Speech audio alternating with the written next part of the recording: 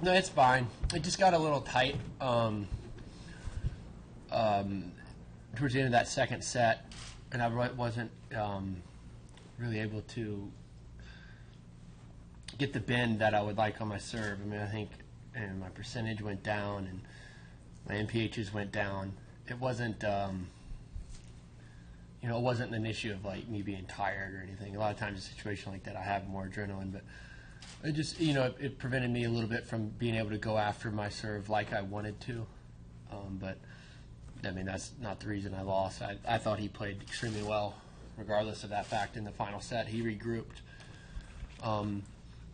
very well, given the fact that he had chances to close it out in 2 sets. Could you talk about the disappointment of a tough loss today in relationship to what you must feel pretty good about your run here in the most important tournament in the world? Yeah, it's always disappointing when you lose, no matter the situation. You lose first round, it's disappointing. If you lose it towards the end of a tournament, it's still disappointing. So as far as that goes, yeah, I had some chances. I think I could have had some chances in that first set, or especially in that one game, I guess you could say. But he came up with the goods. He deserved to win today, but overall, it's something to build on. It really is. It's a good tournament for me. Would love to be in the finals tomorrow. I am disappointed, but at the same time, it's I had a good week here. John, it looked like you hurt yourself was that on the lob?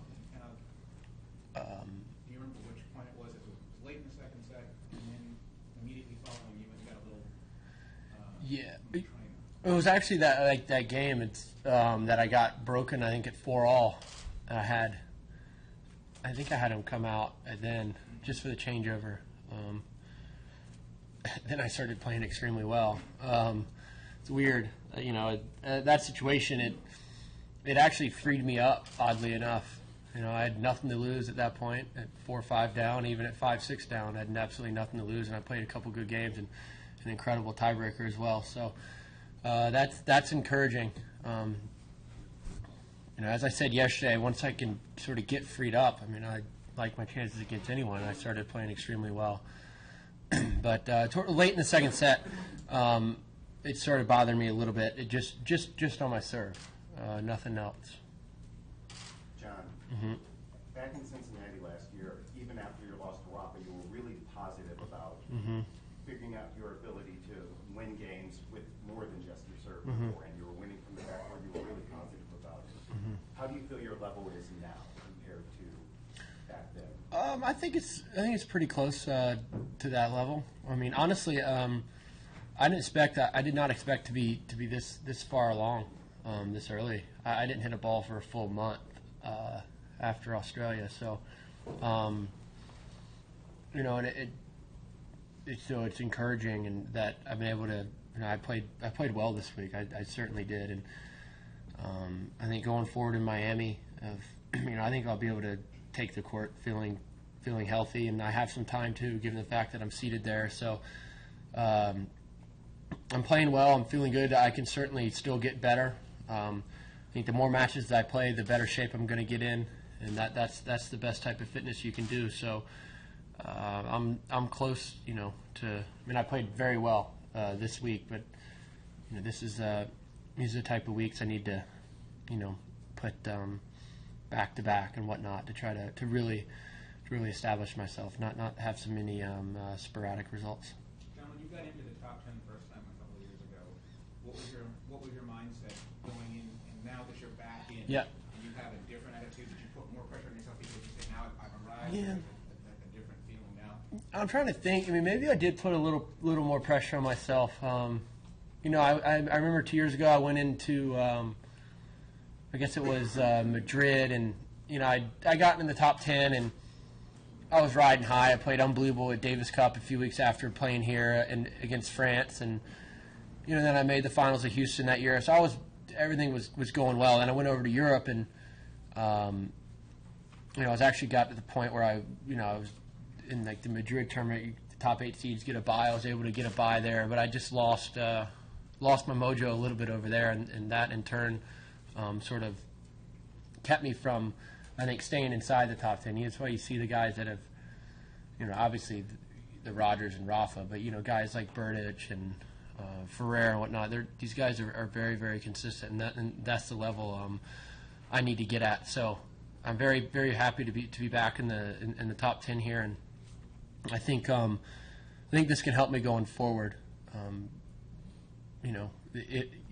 Up ahead here in Miami, I have a chance to gain some ground there as well, and then after that, going over to Europe, it'll be a good chance for me to keep building. John, with Federer and Djokovic in the finals, Mhm. we saw like 28 of the last 29 Masters events won by the big four guys, Mhm. and which is pretty surprising. I think people think best of three is a little more wide open, but I guess Yeah. do you think that's Okay. true that best of three doesn't make it easier to beat these guys, or is that not how it plays out always? Yeah, I think so. You think over the course of a 3 out of 5. I mean, these guys' records in Grand Slams is pretty impeccable too. So, I think best of 3 gives players I think a little bit better chance against them. But this era we're in is pretty incredible, given these guys seem to, whether it's Rafa or Novak or Roger or Andy or whatnot, they seem to meet in the finals and semis of these tournaments quite often. So. And it'll be another good match tomorrow. I probably won't watch it, but I think everyone else will enjoy it. Is there an aura when you play guys like that, like Rafa or Djokovic or Federer, that you still have to kind of overcome? I don't think so now. I think when I first played Roger, like 7 years ago, there was definitely that aura to him, and that was when he was absolutely dominant. But I was fresh out of college; I didn't know what was going on. So, but now I don't think so. For me personally, I've had good matches against Djokovic in the past, and I've had good matches against Roger and Rafa in the past as well. So, I think these guys are beatable, but it's extremely tough. But that aura to me, I don't really think it's there. I think once you play them, a few times here or there, it kind of goes away a little bit. Yesterday or the day before, we asked you about dealing with the European tour, and you went into some depth, and it sounded like a lot of it was sort of on the mental side. Mhm. And today you just said, once I get freed up, I think I Mhm. can do well with Mhm. just about anybody. Talk about that subtle quality in this game. How do you Yeah. get to that zone?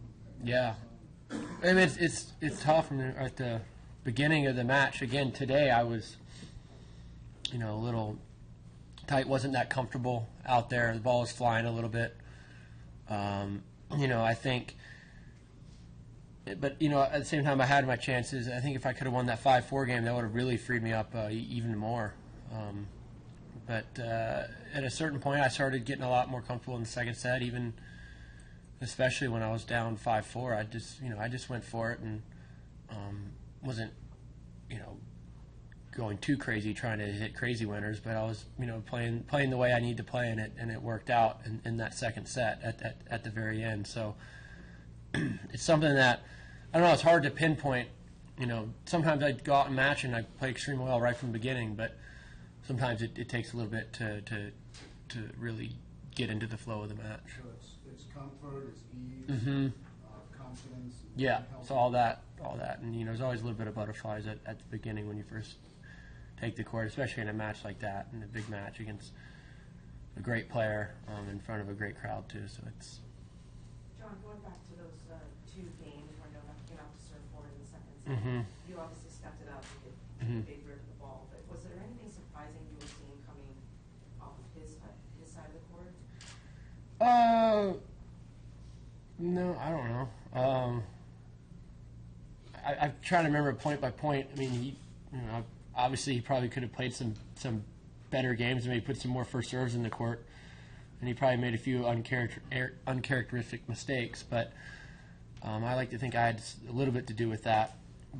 But I think he's not going to be happy about that. I mean, no matter who he's playing, he's goes up in a big moment to serve a match out. More times than not, he does. So, but he regrouped extremely well in the third set, and no, I thought that was the best tennis he played all match. John, can you talk about that time violation warning that you got from Bernardus and how satisfying it was to get that ace in the game afterward? Yeah, that's fine. A lot of times throughout the course of the match, I probably average one of those a match. You get one freebie. And I sort of take my time out there. It's not something I'm doing on purpose, but sort of slow moving once the point is over. But he was doing his job, and but it didn't affect anything in the match. So you didn't think that the kind of Davis Cup atmosphere sometimes made it a little unwarranted? Oh, I think sometimes it could, with the crowd cheering and some crazies in the crowd chanting and whatnot. So it could sort of disrupt the flow of the upcoming point. But at that point, it's up to the umpire's discretion to whether he's going to call a violation or not. John, with it's your fifth Masters semi, obviously it's a big effort getting here. Not a lot of guys have made that many. At any point, do you feel like you want to break through and actually go all the way? One of these, do you feel like you're getting closer? Yeah, I think so. I have made 5 of these. I think that's a pretty good accomplishment. But once you get to the semifinals, you are very close. And I've been in the finals twice, and I've lost two tight matches. So I really think I'm close. But when you get to the semis, you're playing guys like Djokovic and Federer back to back, or Djokovic and Nadal, or so it's very tough. It's tough to kind of repeat those performances back to back. But I would, to be able to win a tournament, any Masters event for me would be the best moment of my tennis career for sure. So it was pretty close this week, but I'll keep going after it.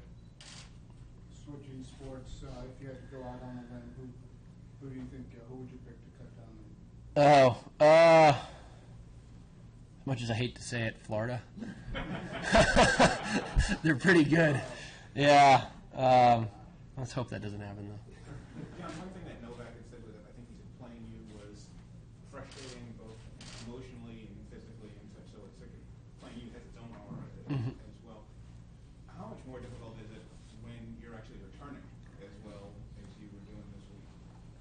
Yeah, that's when I'm returning well, that's when I'm just a much better player. When I can, put pressure on my opponent's serve, even guys at the top of the world. I think I was able to do that pretty well today. I had some chances in that first set. I had that love 40, which I don't know if I wouldn't say I let it slip away, but I remember at 15-40 he made an incredible defensive play. But it puts a lot of pressure on them, and that's how I need to play. I mean, really all it takes is just a lot of times with me just one break. So I just got to keep going after it and keep being aggressive and know that that's absolutely the right way to play, and try to put myself in my opponent's shoes, knowing that if they do get broken, it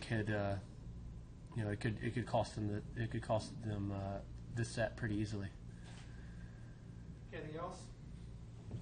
Thank you, John. Thanks, guys.